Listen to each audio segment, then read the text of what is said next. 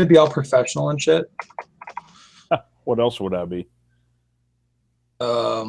Unprofessional. I'll give it a try. All right. Welcome, everybody. It's Practical Pistol Show time. A little bit different than normal. There's only two monkeys on here. Well, one ape and one monkey, I would say. We have Mr. Foley back. Do you want to be the ape or the monkey? I'd prefer to be the dominant silverback gorilla, but you know, it is what it is. You don't have enough. You don't have enough gray in your hair to be a silverback. You're just a regular gorilla. I'm pretty sure that we're offending somebody with that, but you know. I'm going to offend somebody right now. Actually, quite a funny post I read a couple of years ago referred to Rob Latham as the old silverback of the show. I was like, holy shit, that's so funny. Yeah. I'm certain that he would love and hate that. So, Mike, you are here because it's been 6 months. This is like the organization's had cancer, and then we got Dr. Foley on the job. You gave it some chemotherapy, and now it's the 6-month checkup, and you're going to tell us about it, right? Absolutely. Excuse me. So, yeah, I finally came out of hiding, and or at least why you been in hiding, man? Yeah, well, you know, I've had my head busy. down. Are you?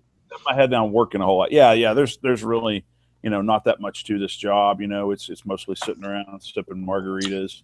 You know. Okay. So you were expecting that the new job would be demanding, shall we say? Were you expecting this demanding? Actually, I wasn't. There are a couple of ways of looking at that, and one is that there are a lot of things that needed to be fixed, a lot of scars from the past, if you will, and we're going at that pretty hard. Someone told me that I'm working so many hours and so many days, and that I'm on the road so much because I'm out digging things up. I think that's a compliment, and I'm really not overwhelmed. I mean, anybody who is a new CEO in a place that's got some problems is going to be working hard the first 6 months, the first year, you know, and beyond. I'm really pleased at some of the things that we've got done. Others, you know, pet projects and things that I thought we'd get to right away, obviously have been, you know, pushed to second or third priority because of things that have happened or are happening currently with the organization. Okay. Well, before you became the prez, I think your assessment was the organization's fine from, you know, from beep to beep. You know, at the matches, it's all good, but the HQ and kind of maybe the customer service is a good way to put it. Absolutely, and maybe that stuff is a problem. We talked about a lot of that last year on the campaign trail, and all, you know, to sum that up, I thought it was pretty bad. But once you lift the bandage away and see the actual wound and the infection that's in there, it was probably worse. But there's hope. I mean, you know, we're a lot different today than we were on the 5th day of January when I walked into the corporate headquarters in Burlington, Washington, for sure. Well, most USPSA shooters don't really interact with HQ, right? I mean, maybe to pay for classifiers, like somebody at the club level will interact, or maybe you see the HQ people at nationals, right? Right. Email exchanges, you know, just standard customer service things that you have with any place where you're a member of an organization or you have questions about something, you know, pertaining to the rules or the classification or those kinds of things. I got an interesting email this morning asking me why limited was 0.400 / 10 millimeter diameter. And I got the same email. Right. So I'm going to email back because safety. Okay. I gave a little bit of a history on some of the conventional wisdoms around, you know, at the time. I also copied Troy McManus on that, and Troy gave the exact real reason, you know, because he was behind the scenes and I was just, you know, a regular dude out here running around shooting matches. But between us, we gave about 5 answers, and that particular guy said, "Oh, wow, yeah, so that's obvious. I'm kind of new," you know. So I think he had been around maybe a year or two. Yeah. So you're going to let 357 SIG into limited? Negative. You know what's interesting about that, and I had this exchange with that gentleman this morning, is that there is a big resounding "Don't mess with our traditional divisions" cry, and that makes sense to me. It makes sense to me as a competitor. It makes sense to me as you know, as the president of the org. It just makes sense that if things are working, like production division, for example, that we wouldn't want to mess with that. So the board is really careful not to mess with existing divisions.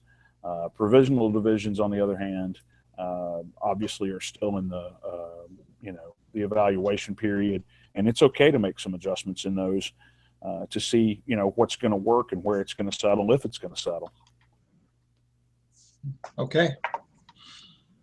So you got into office January and you went to Washington right away. Kind of you got a good idea what's going on in the organization at that point? I would say so. I've been there 6 full weeks and some partials this year already. Every time I go there, I learn something, I discover something, we address something. Obviously, in between, we're still addressing things too.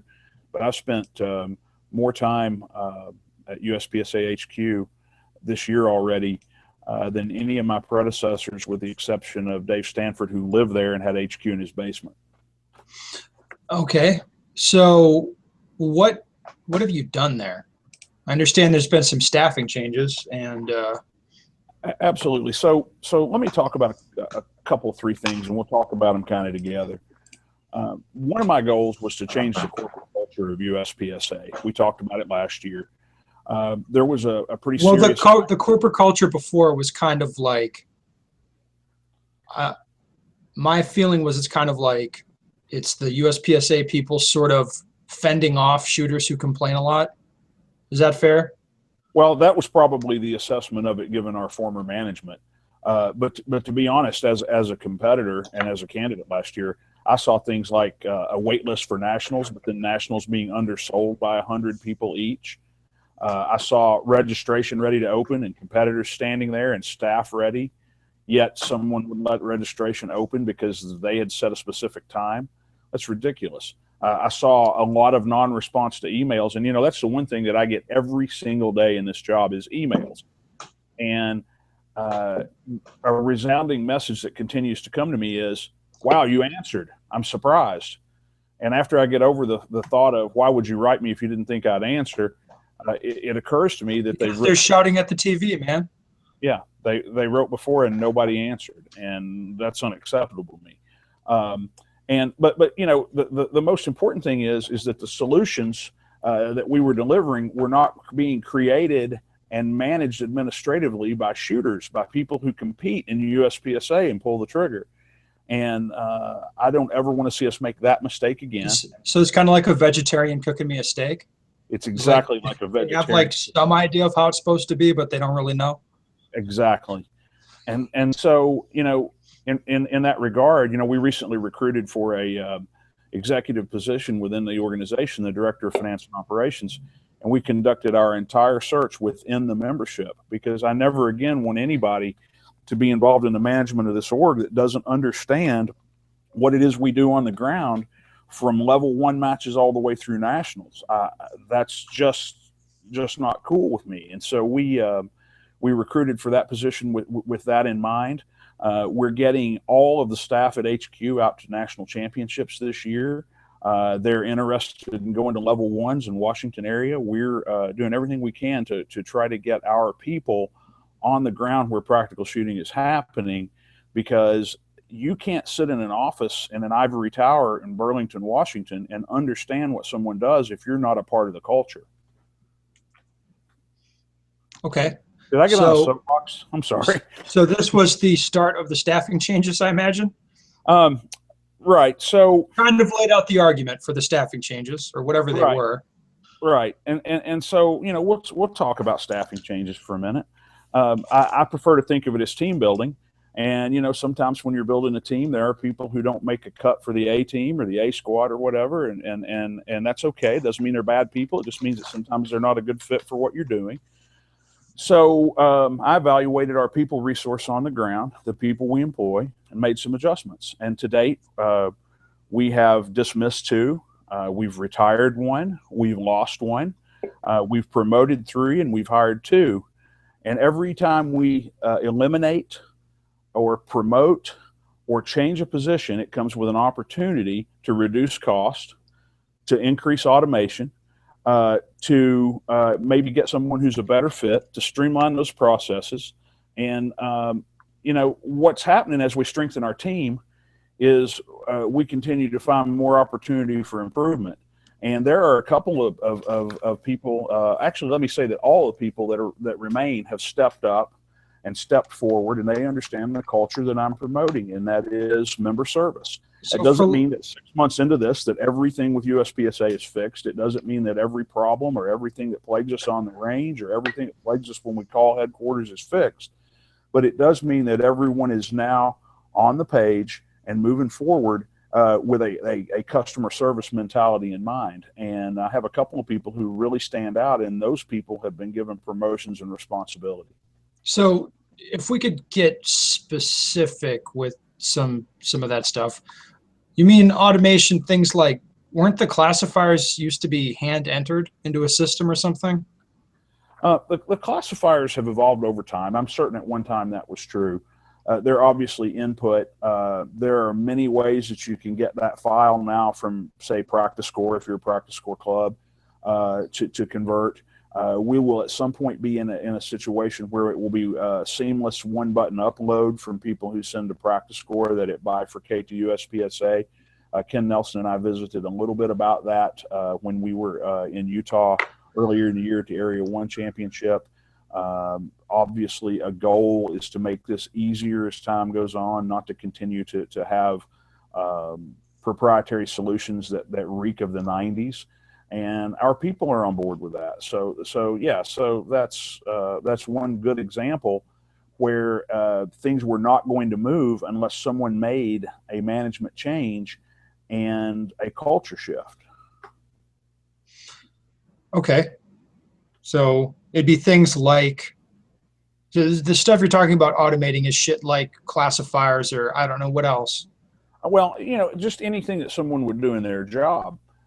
If you'd had a job for a very long time and you'd always done it this one particular way, and no one challenged you to come up with a better way, then you would just continue doing the job, and that's kind of the things assuming you're not a self-starter, right?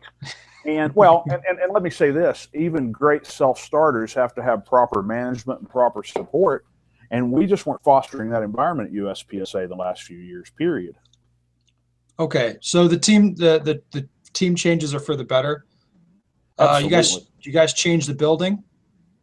Actually, we did. That was a bit of a curveball that was thrown to me at the last minute. I was negotiating a renewal on our lease with our existing landlord when he sold the building, and our new landlord decided that she needed our space, and she was talking about needing it at the end of this year, in November, December, January, and I was attempting to negotiate for a 6-month extension so that we could get through some of our current projects and then move headquarters. And she wouldn't budge. She insisted that we go on a month-to-month with a 2 months notice. And in the meantime, we found a new location 4 miles down the road, better suited for what we're doing, a $700 and something reduction in cost to the organization, a new fresh start for some of the employees, and the ability to set it up the way we wanted it set up. So we looked at all of the cost of moving versus the savings and decided that we would go ahead and buy it off and move now. And so within a 2 to 3 week time span, we had literally gone from knowing that we were going to need to find a place to moving into a new place. And so I credit a lot of that to our team on the ground in Burlington. I actually went up there for the move, spent the week up there 5S'ing a bunch of stuff from the attic and trying to make things make sense, and looking for opportunities to improve and streamline and update, simple things like our infrastructure, our even when it comes down to your fixtures and furniture. One of the most cool things that happened to me that week was I got to smash a mailbox with a typewriter. A typewriter. Yeah. You know what a typewriter is? I've heard of them. I've never actually used one. Well, evidently we used to use them at USPSA and they were No, still there. And I had to figure out how to use one once. Have you ever done a breakout room? I've been wanting to do that.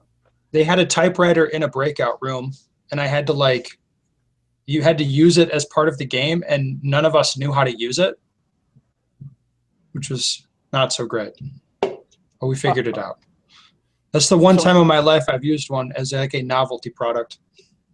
I can tell you that they make a great epic noise when you smash a mailbox with them, throwing them in a dumpster.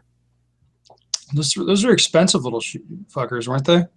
Yes, I carried a printer, a dot matrix printer to the dumpster when we were cleaning out HQ, and I remember when that printer was like $1,800.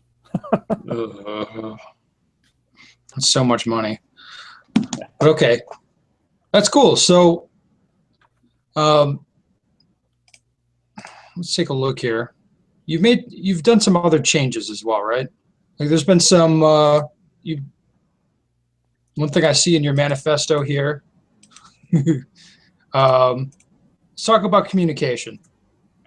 Absolutely. So you've been getting the minutes out faster. Yeah, that's the first step. I conducted my first board meeting 24th of January, and we had the minutes out from the very first meeting within 4 days, and that was a huge shift from the month that it had been taking in the previous year.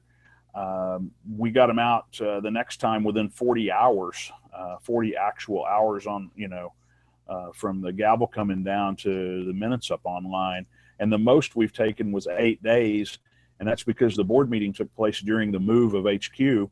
And so until HQ was moved and I was successfully back here in my home office, we didn't get those out. But from 40 hours to 8 days is a definite improvement. The minutes themselves, you'll notice, have more detail in them than ever before. Sometimes that gets us in trouble, but I'm okay with that because I want the organization to know what's going on. What do you mean? The detail gets you in trouble.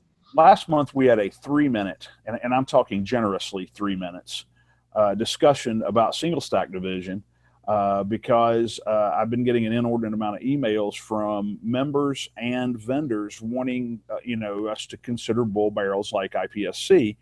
I took the opportunity to throw in there polymer frames that I had seen from 3 manufacturers, including one that wanted to give us 16 guns for the Nationals but couldn't because their gun wasn't legal. And so we had a 3-minute discussion. The discussion really didn't go anywhere. We decided to see what the membership thought. Clearly, the membership doesn't want us to make changes to single stack, and I doubt we'll ever visit this again. But a 3-minute conversation at the board ended up in countless conversations since about something that was really something I was putting on the agenda to get a few people off my back. And they're probably going to listen to this. But the truth of the matter is, if there's not interest from the membership, then we're not going to go forward. The board kind of got chastised for taking 3 minutes to discuss that. But honestly, it wasn't that we had other things that we could put in front of the board at that time.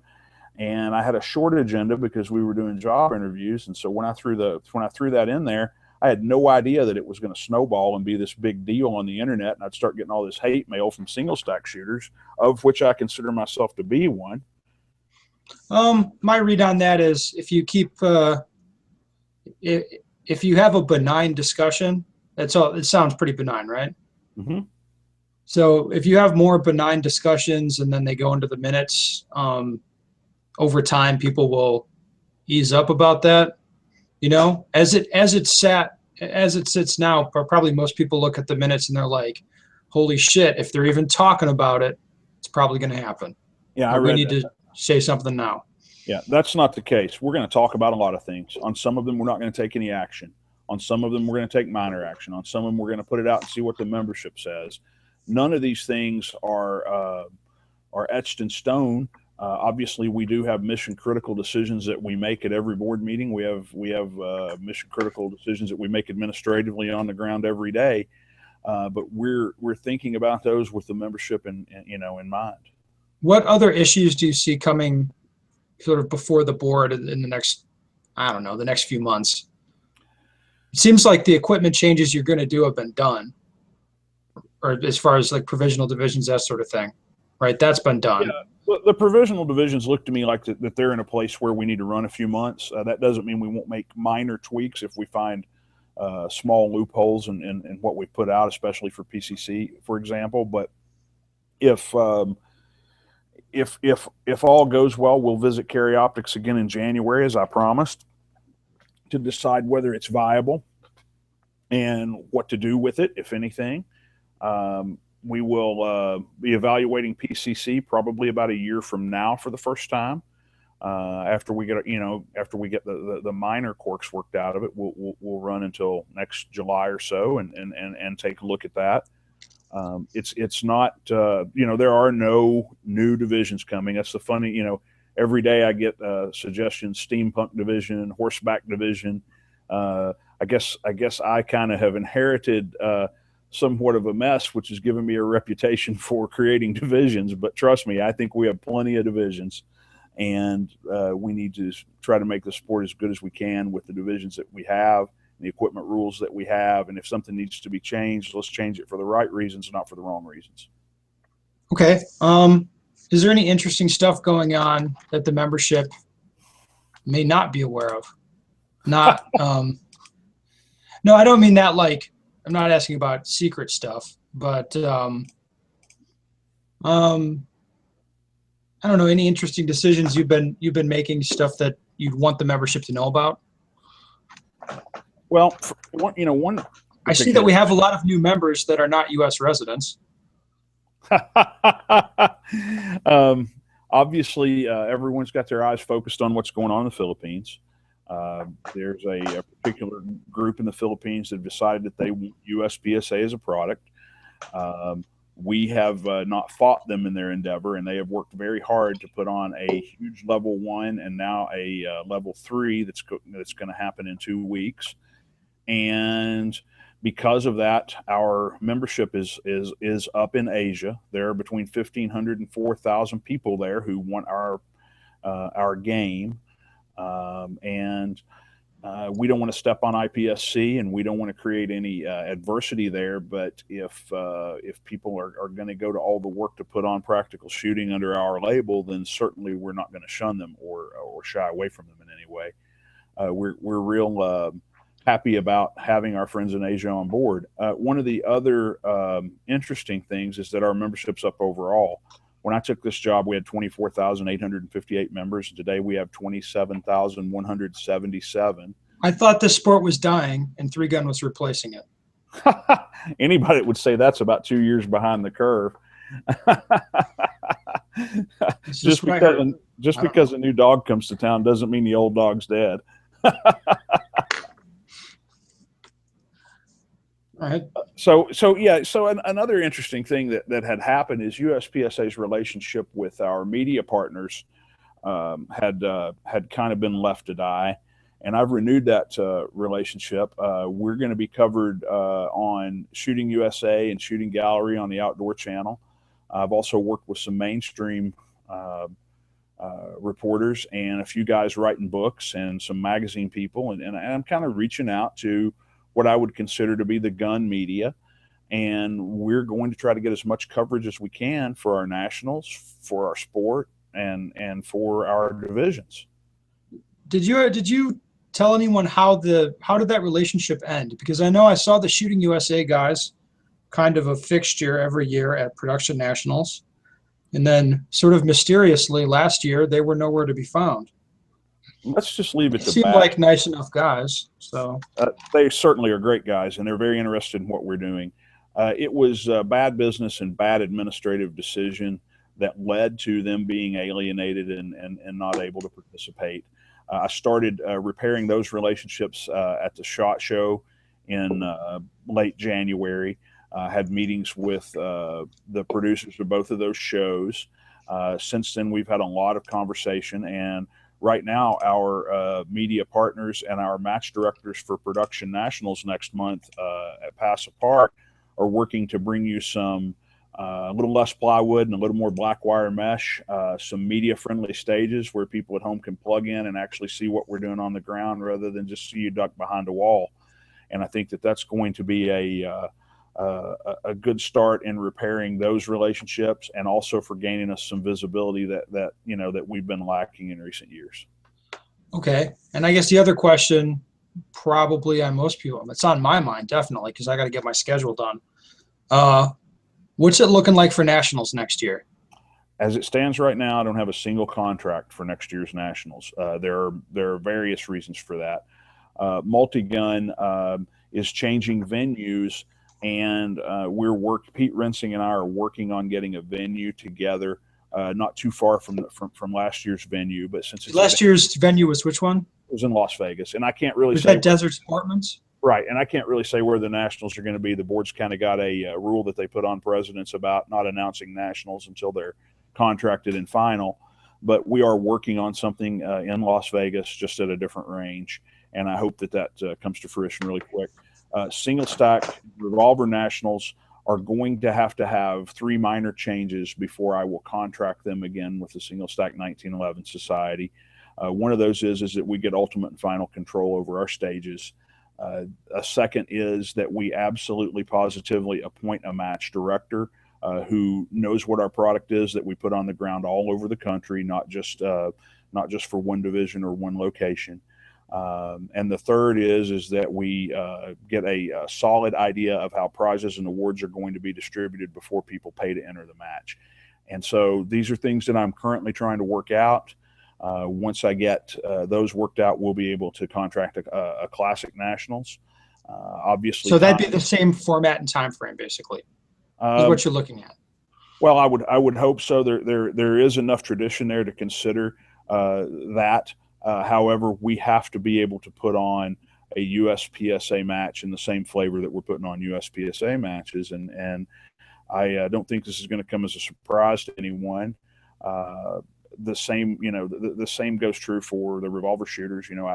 This isn't just single stack shooters; it's revolver shooters with the same notions. And I personally consider myself to be as avid a shooter and an avid competitor in this game as anybody that's in it. And I see things that we can improve on. So I'm filling out the contracts. I'm fulfilling. What are you saying? You don't like the stages there? No, I think that the stages are fine. It's just that we could use some 32 round field courses mixed in. We could follow the short, medium, and long like our rule book suggests. Certainly, there are some things that we can do with that match to make it more like the product we put on everywhere else. That doesn't mean that the stages didn't test shooters. Rob Latham, you had mentioned him earlier, was the first one to stand up and say, was everybody adequately tested? But the truth of the matter is if you run 400 shooters through a single stack nationals, there are a segment of them that are there competitive at the top, and they're there for a different type of competition than the guys who are going to fill out, say, the bottom. And if you put USPSA on the ground and it's USPSA, then it ought to look like USPSA. That's all. This is not a dig on anybody's stages. This is just a response to what the members are asking for, and it's a response to what we're trying to put out as a product. And our product has stages from 6 rounds to 32 rounds, and that's they should all be represented. That's all I'm trying to say.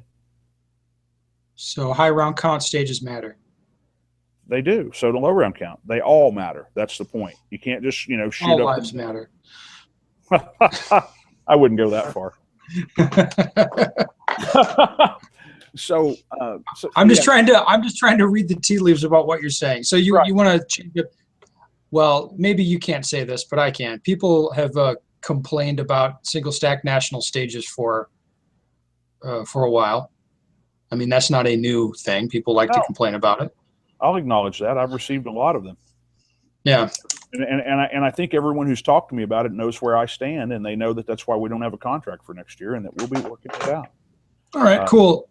What's kind of, I mean, obviously with no contract signed, do you have venues in mind for the other divisions, or? I actually am currently speaking with venues for every division that we have in kind of a different format than we've been doing in the past. And like I said, nothing's etched in stone, but my thoughts would be that we will have obviously a classic, multi-gun's its own thing, so that's fine. We'll have a classic nationals. We'll have an iron-sided nationals for production limited 10.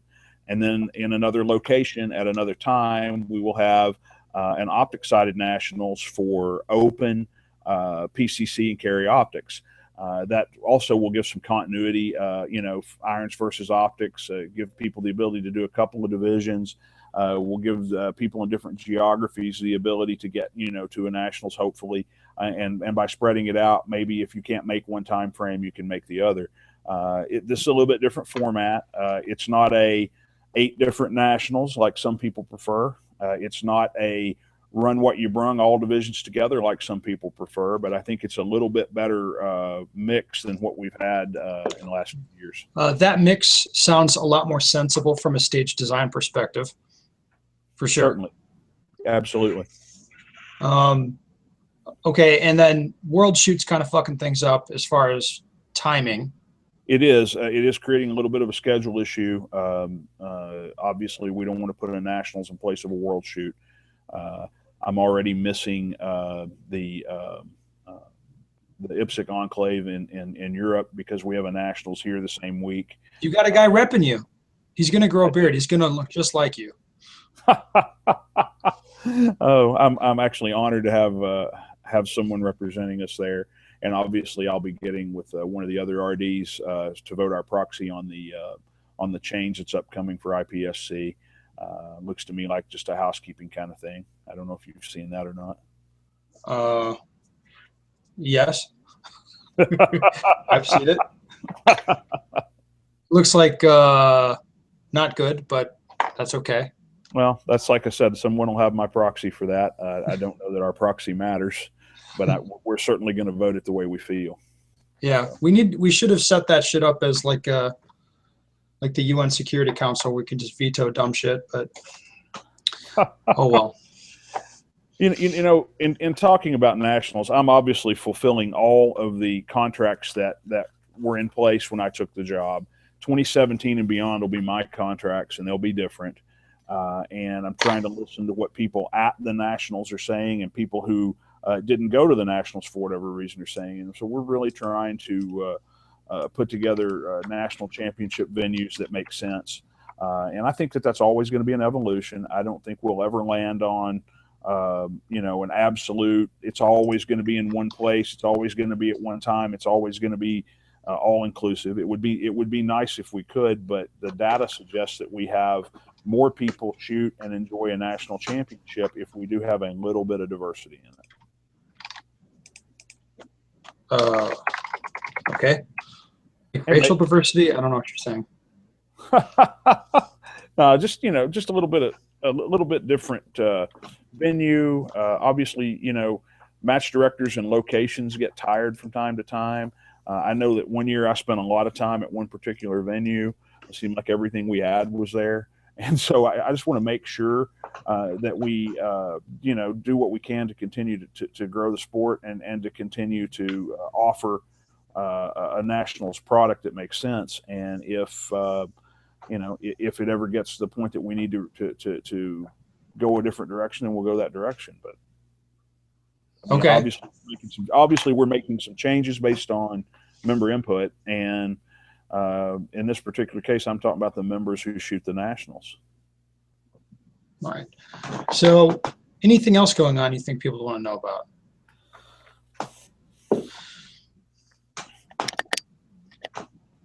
Yes, actually, there's something pretty cool going on. A couple of things.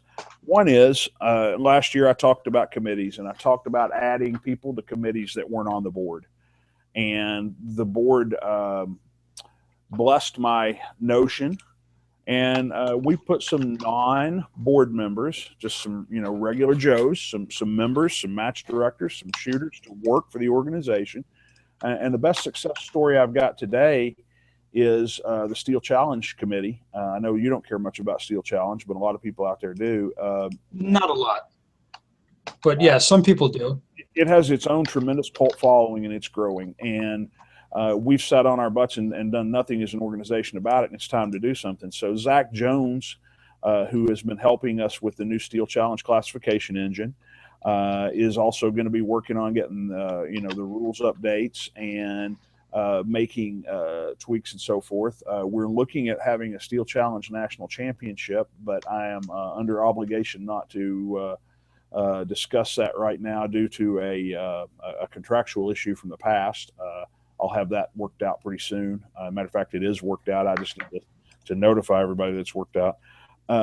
So Steel Challenge, is going to grow. It is going to become a sport without taking away from what we're doing in USPSA. And one way we did that was by putting an interested party with some experience and who also happens to be a subject matter expert in the IT field to work for the organization. So we're going to continue to do that. We're going to continue to put the members to work, and we're going to continue to get solutions that matter from the people who care about them.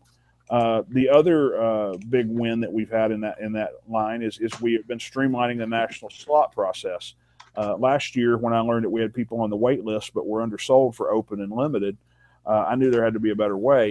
So we tapped into an existing back burner project that I thought might work better, and we did an online slot claim form for the open and limited nationals this year. The claim period ends on July 15th. And we're going to take 7 days down, and then we're going to come back on July 22nd with open registration, just like you sign up for any other match.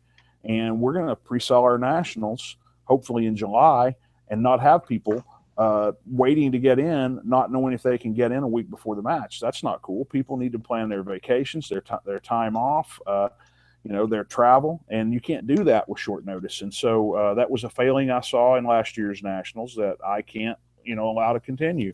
We actually learned some things during the online slot claim process to make it better next time, and look to see that as a regular staple. Not to mention, we saved a significant amount of money on postage because we didn't mail a single slot to a section coordinator, to a competitor.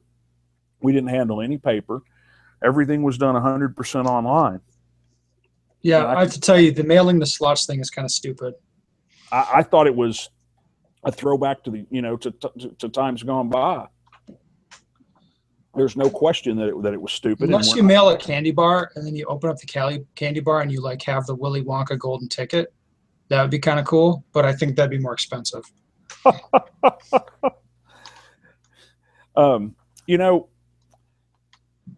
We've talked about a lot of things, and I've been in a kind of a unique position because I've had the support of the membership, the support of the board, and the support of the employees.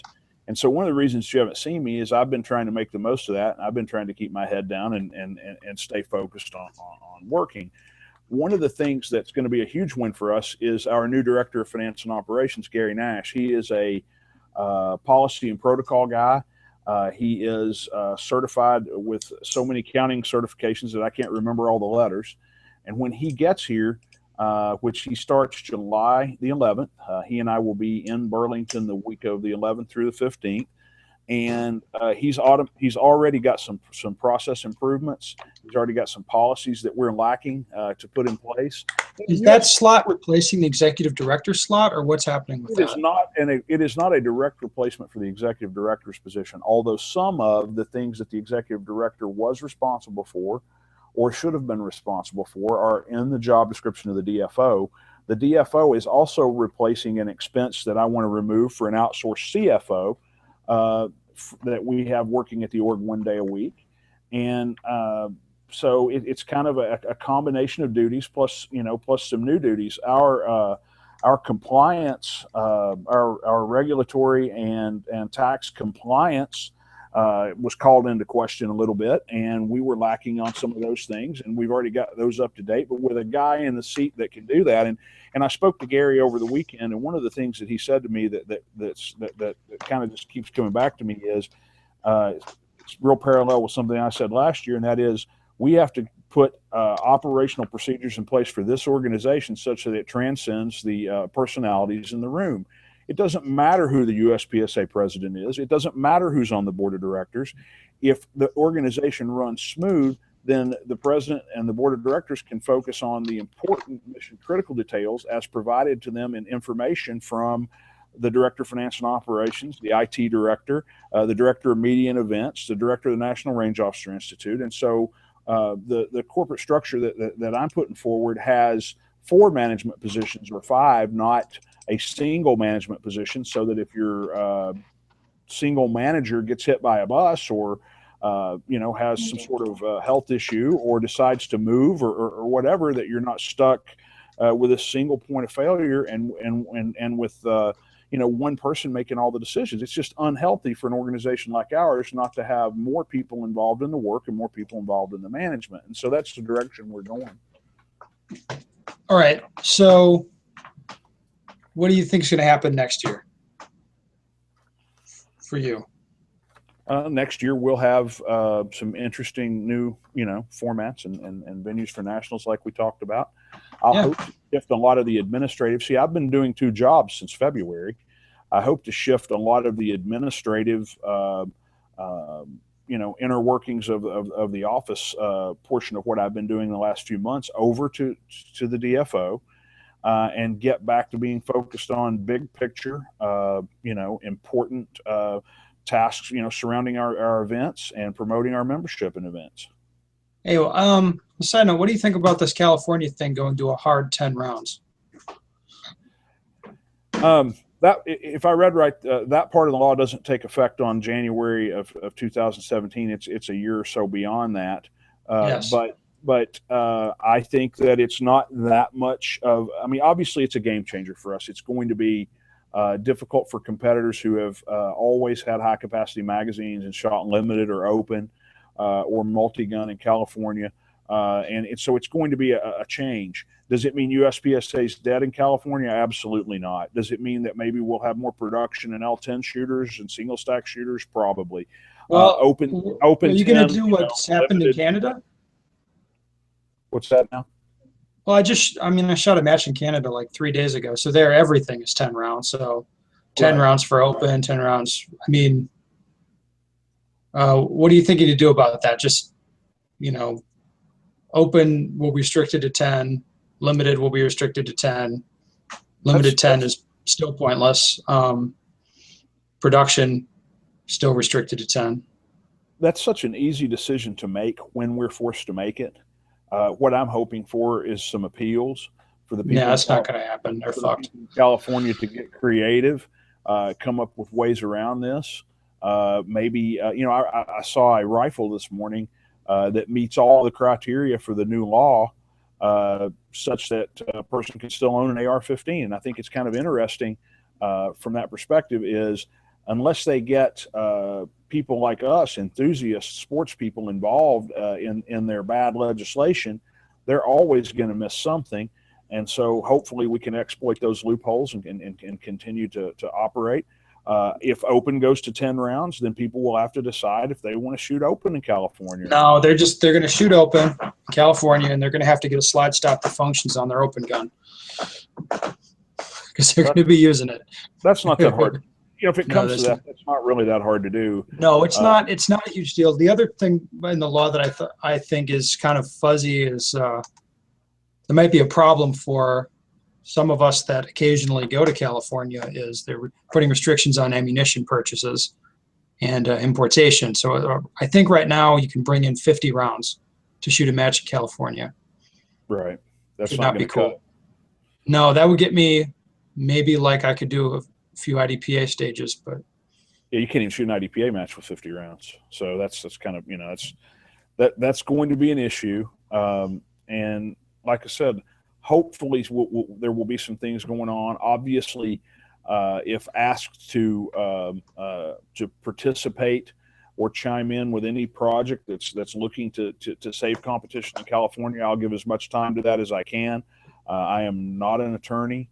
The org obviously pays me to make sure that we continue to keep going in a positive direction and have quality events and a quality organization.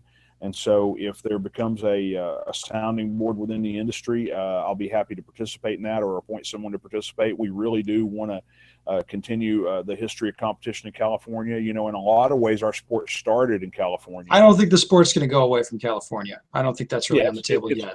It's not. But as far as preserving it the way that it is, that's not going to happen. It's not going to happen. We'll do everything we can to try to help mitigate it. And and support those people. And I really feel for our friends out there because they have been able to mitigate their bad circumstances basically unscathed for a long time. And now, it's coming to roost. And so it's a little bit of a problematic issue for them. But we will persevere. All right. Mike, thank you I think it was time for you to come out of hiding and tell the members what's up. Thanks for the opportunity to, to let you know some of the things I've been working on. And, if you have specific things that you want to talk to me about, it's president@uspsa.org. Yes, if you have a division you'd like to see, email president@uspsa.org. You got a suggestion for a new division? Why don't you just keep that? Keep that to yourself. Yeah, just keep that to yourself. And you can, Why don't you pick one of the 8 that we have and shoot that? And when you Absolutely. get good at that. Because we have it covered now. There's nothing else you could do with the targets and equipment and scenarios that we put out, that's not covered there. So now, Mike, I know you speak for the board and everything you say is the law, right? Negative. What's your feeling on this, on carry optics? Like, what are you looking to see when you guys do the 1-year review of carry optics? I'm just out of curiosity. What criteria are you going to look at there? Things that I will take to the board are the number of match scores turned in, the number of member numbers involved in that, how it grows in direct proportion to how the rest of our sport grows. I'll be looking to see if that segment is in fact, supporting what the people who wanted it are we're hoping it would do. And if, all the tactical guys, all the tactical ninjas are shooting USPSA now, right? Hardly. But we'll be looking to see what the numbers say. So if you are adamant about carry optics, please shoot it. If you are adamant about PCC, put your money where your mouth is and shoot it. If you're not adamant about them, then we'll visit that too. But honestly, I'll be looking at activity. We'll be looking at equipment trends. Obviously, do they continue to go this way, or is this an equipment trend that goes away? People who've been involved in our sport for a long time have seen gear come and go, yet they're still here shooting the sport. So we'll take all that into consideration. We'll try to make an intelligent, informed decision. So is it? Are you looking more at like we're going to keep carry optics or cut it, or do we need to change the rules to make it better or more appealing in some way, or like what are you looking at? Those are the 3 questions. Yeah. Number 1, should we cut it? Okay, if we shouldn't cut it, then should it be here? Yes. If it should be here, then should it be changed? That's really it in a nutshell. And without all the data, to guess right now, we'd just be spitballing. And I'll be honest, I don't keep my finger on the pulse of it every single month, because we're visiting it in January. So starting in about November, I'll start collecting data, putting together a neutral presentation for the board so that they can make an informed decision. And if, that's the other trend that, that we've introduced, is that the board, we have a really good group of guys on the board. It's evolved. We have a couple of new guys there this year. One who had never been on the board before, second who'd never been on the board before that I appointed. I got an opportunity with that guy to get a subject matter expert on multi-gun, and a guy who helps us when we're looking at rules and so forth. And so our board is really solid. They had been poorly managed because they hadn't been given good information from headquarters. They hadn't been given good information that had any research behind it. And so the trend that I continue to try to keep is to put good information in front of them to make informed decisions.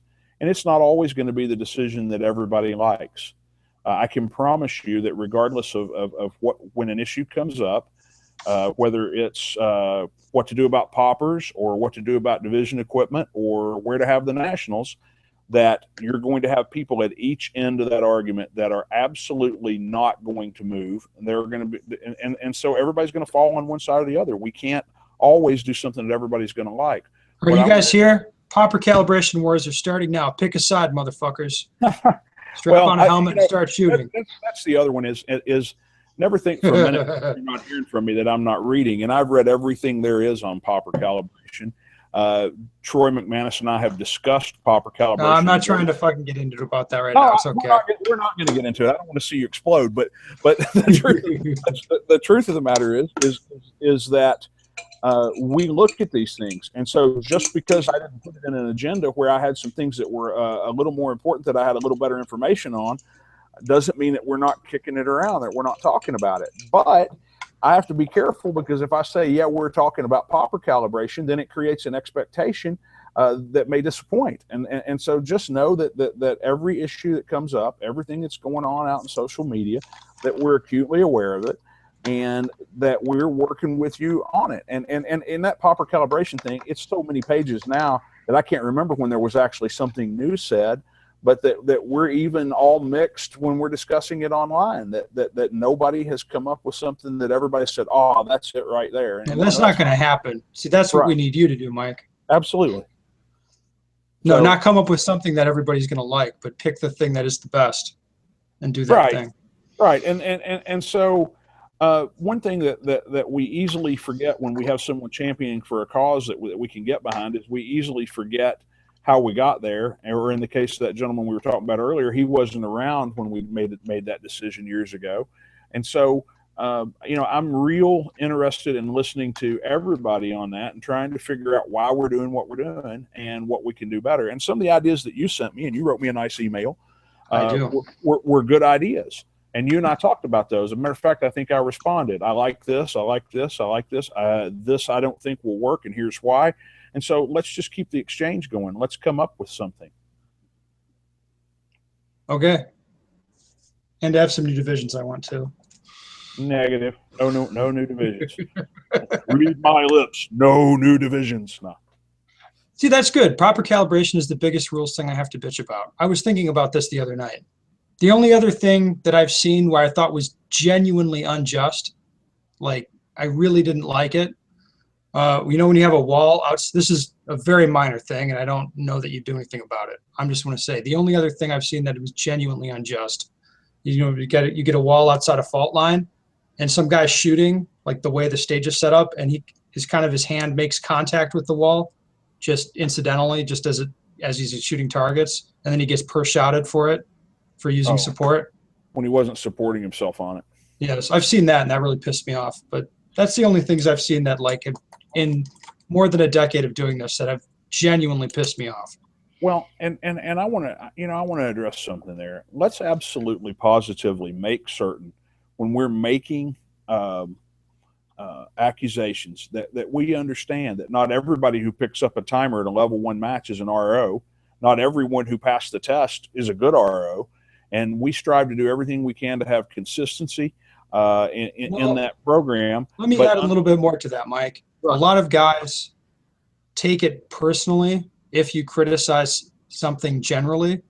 Like, for example, and I don't expect you to get involved in this, if I say that IDPA is fucked because there's problems with cover call consistency or something like that, then some guy from an IDPA club, like in, I don't know, Colorado, that guy might get mad at me and email me and say, this is not true, my club's squared away. You know what I mean? Probably is squared away, but that doesn't mean all clubs are squared away. Right. So you can sort of, like, we got to paint with a really broad brush, and you might see like a problem on a national level. Like, I've got a few guys who are like, no, I've never seen a problem with poppers. And it's like, well, if his club uses really good steel and sets them, appropriately, you're never going to have a problem. Agreed. Yeah. So, it's interesting when let's go back to poppers for a second. I know you didn't want to talk about it, but obviously it's a good example. When that came up and Troy and I had our discussion, he said to me, he said, obviously there's a lot of people talking about it. He said, he said to me, Mike, do you think it would be a good idea if I went out there and cleared up what the rules currently are? Would that be helpful? Because there are a lot of people talking about things that are happening to them that are not being done according to the current rule. And I said, yeah, sure. I think that would be helpful. So Troy releases a document. It goes out on Downrange and in our social media. And immediately Troy gets criticized for being inflexible on the popper issue. Well, Well, I don't no, think he's Troy just stated telling you it what the rules intellectually. are. He's just talking about what the rules are, and I blessed it. And so it's one of those situations where we were trying to be helpful in the short term, and we would come back and look at it again in the long And term. And so if we're I can't failing in even, that communication, then we'll learn from that and try to do better. and I can't even tell you how many guys that are certified ROs that regularly work level 2 matches looked at what Troy wrote when Troy said, this is the rules. And I'll tell you from where I sit, Troy was right about what the rules are. No doubt about it. That's what the rules are. And there's lots of guys that are ROs at level 2 matches and said, no, that's not the rules. You can stop a guy if the popper is obviously malfunctioning, and you can give him a reshoot. And it's kind of like, well, okay. I mean, that's not what the rules are, but good luck with it. can't. Yeah, where that gets a little bit confusing is, let's say that popper is an activator, okay, and if it is clearly malfunctioning and you can't get the activated targets out, and the entire thing is all jacked up, and maybe you can see the cables wrapped around it, okay, you can stop a guy. The guy's back in the peanut gallery. You may think you stopped him because the popper didn't go down, but the truth of the matter is you stopped him because nothing was going to happen. Yeah. I mean, so you can't sit back from 50 yards away and determine what happens. You do need to follow the rules. But Troy just restated the rules. We took a little heat over it. That's okay. We're big boys, and I'm just happy to say that we always consider the things that are out there that are important. And I think that this is one. And it's funny. You've got an acronym that you use for when this happens to someone. What is it? An acronym? No, Yeah. I just say they get popper fucked. That's it. Yeah. So somehow every time I read that, I keep thinking about Thunderstruck, except the words don't. I'm hearing this AC/DC tune. Been popper fucked. Exactly. That's perfect.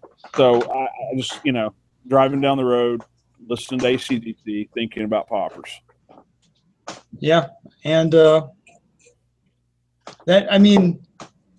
that's a hot button with me, because people have put up with it for so long. And I actually have come to enjoy arguing with people about it, because people don't have a very good case supporting the status quo. So No. I enjoy arguing with them. No, it's like beating up on preschoolers. I want to make sure on that one, if we come up with a better solution, that it is in fact a better solution, that less people get hosed by it, that there are less reshoots, and less subjectivity in it. And so that's why I have such a hard time landing on a single solution that's been proposed yet, is that it really needs to be better than what we have, not just different. Yeah, I agree. I mean, well, I would rather the RO look at a popper occasionally and be like, well, are we going to calibrate this, or is that a full diameter hit, right? And we're going to have you reshoot or something. I would rather have that scenario than a guy clearly lays a full diameter hit in a popper, or, and then, well, you just got to shoot it down and fuck you. I don't really like that. I saw one over the weekend, a single popper being used to activate 3 targets, and we were the first squad on the stage, and I was the RO. I was running the first shooter, and he would hit it, and it wouldn't go down, but it would bounce and activate 1 or 2, but not all 3 of the targets. It was a swinger, a clamshell, and a drop turner. And there was no way we were going to get through that. There was no way that was going to go anywhere. He was literally putting a good solid hit on it with a 40 major gun, and I could see it sway back and forth, and I could see that it was binding on the cable. We made about 4 attempts to adjust it, and I finally told the MD that it's my opinion, and I got to be careful with my opinion because evidently it has more weight than it used to have. But my opinion is that we should remove its clamshell, take some of the pressure off, see if the other 2 work. We'll make that a static target. No one shot it. We don't have any reshoots other than the guy who's in the box who's getting ready to run his 5th attempt here, and we'll go on. And we made that minor adjustment in the match and rolled on. And so that reinforces knowing what you're dealing with when you put it on the ground and testing it to make sure that it works. There's no reason to ever have a stage that you're just protecting because you wanted to see people shoot it a certain way if it doesn't work. And one of the things Troy, said is make sure that your stuff works on the ground if you're the RO on the stage. And I really, I tend to agree with that. But at level ones, it's put on the ground at the last minute by a bunch of volunteers. And sometimes the first squad finds the bugs. That's what needs to happen is people need to be reasonable and, recognize that there's a problem and fix it. And when you have ROs that are stupid or intractable or whoever, RMs, MDs, shooters, whoever it is, if you have people that are stupid and intractable and unreasonable, then that's where you have issues. Well, and we have to kind of self-police a little bit, in that we need to weed those people out. The old argument was, well, if you don't like it, you volunteer. But honestly, doesn't cut it. If you volunteered to do the job. You volunteered to do it the way that you're supposed to do it. So do the job. But if, we need to self-police, we need to weed those people out. And every year there are ROs that don't get invited back to work our nationals. Troy polices the nationals and the area matches pretty heavily. It's the level twos and level ones that you end up with some local flavor and some local talent. I don't think our sport is anywhere near as bad as another sport that I shoot for local flavor and local talent. So hopefully we can ripping on 3-gun. I'm not ripping on anybody in particular. I just think we're the best. I'm ripping on everyone who's not us. Everyone who's not us. That's right. Well, you've got a point there. It's a big disincentive to shooting 3-gun in that you really don't know what you're going to get, depending on where you go. Well, and that's because there are so many different rule sets and so many different governing bodies, and no real official sanctioning person who sanctions the ROs, 3-gun wide. And I don't want to rip on 3-gun. I shoot 3-gun. I shot an outlaw 3-gun match not too long ago. It's great fun. However, it does lack the consistency and the forethought that we've learned after 30 years of putting USPSA on the ground and 40 years of putting IPSC on the ground. Yes. Well, Mike, that's a good place to end it. USPSA is the best, and all the rest isn't as good. You heard it from Mike. That's right. Thanks again.